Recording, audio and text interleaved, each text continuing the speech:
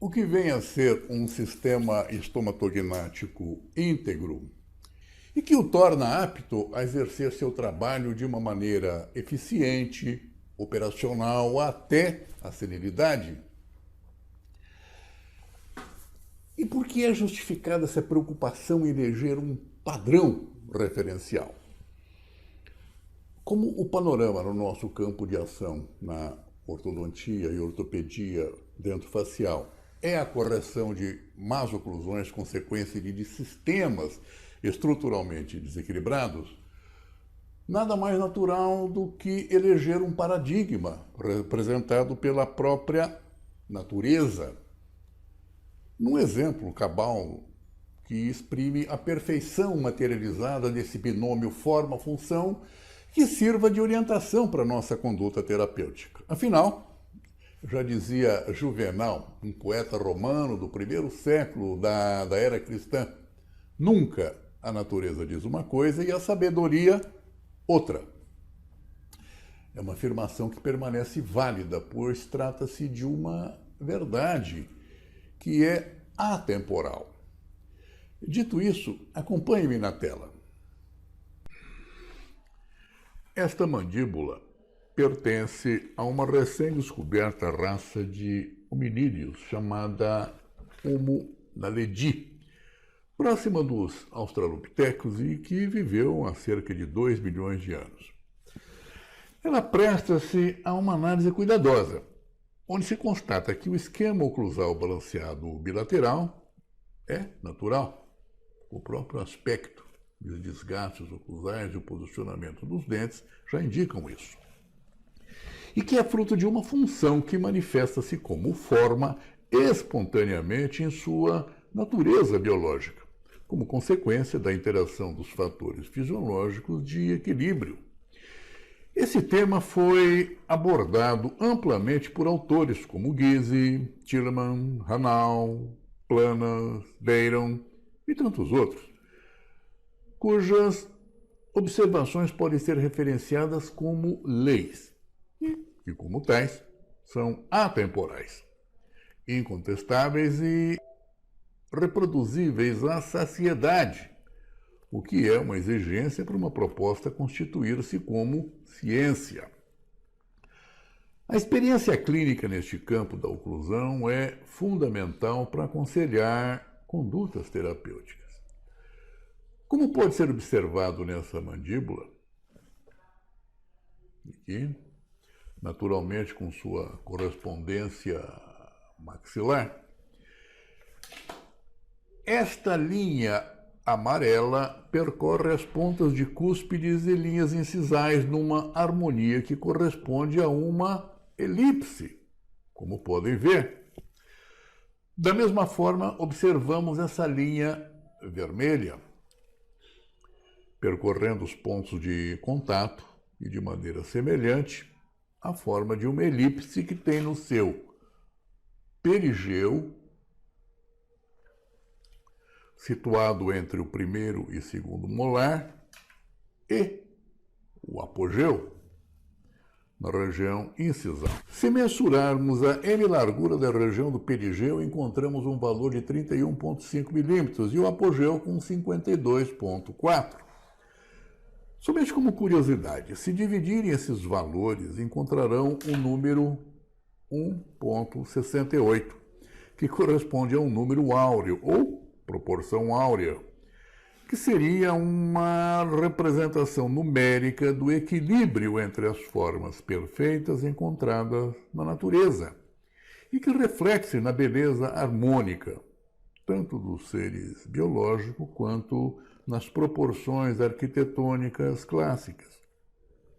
É um tema instigante e que acredito ser interessante ser abordado em análise que farei oportunamente. Porém, é apenas uma introdução para as considerações a seguir. Acompanhe.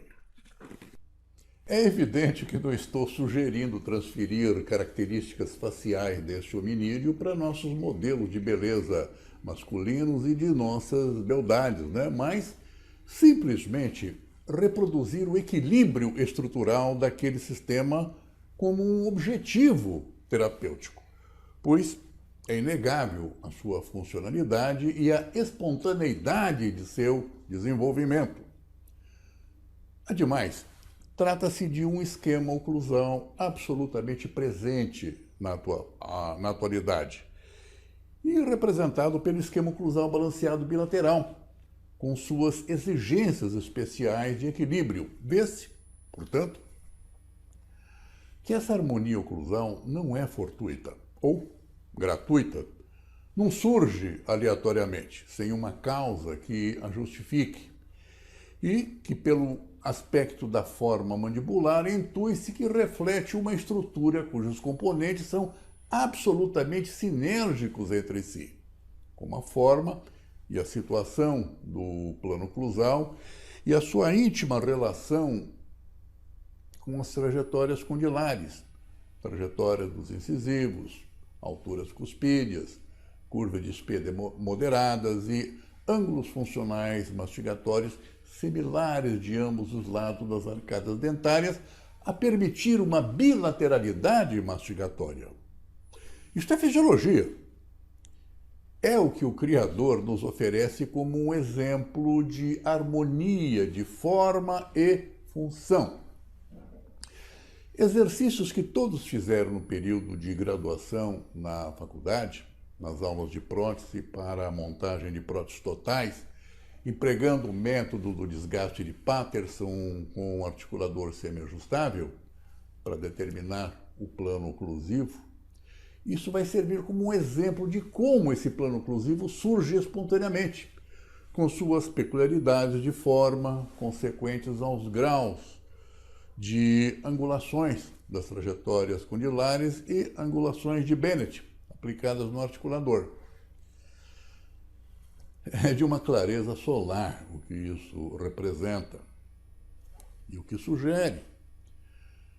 Por isso, gente, é ingênuo afirmar que a degeneração do sistema estomatognático, isso em função da alteração da dieta alimentar, introduzida pela Revolução Industrial no século XVIII, dizer que isso foi responsável por eleger um esquema oclusal alternativo, adaptado às novas solicitações.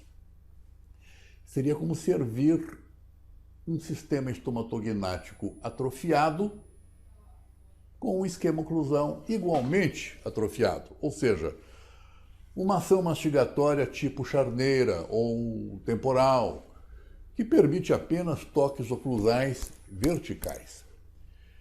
Isso não é natural.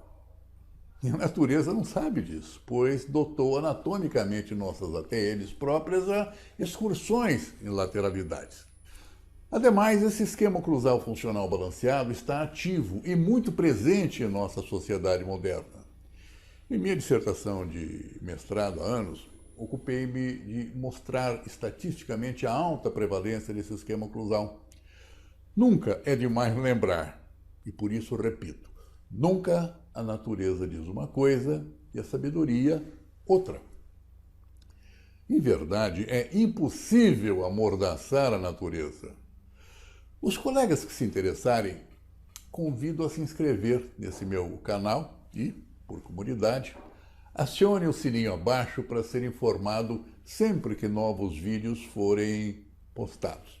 Um forte abraço a todos.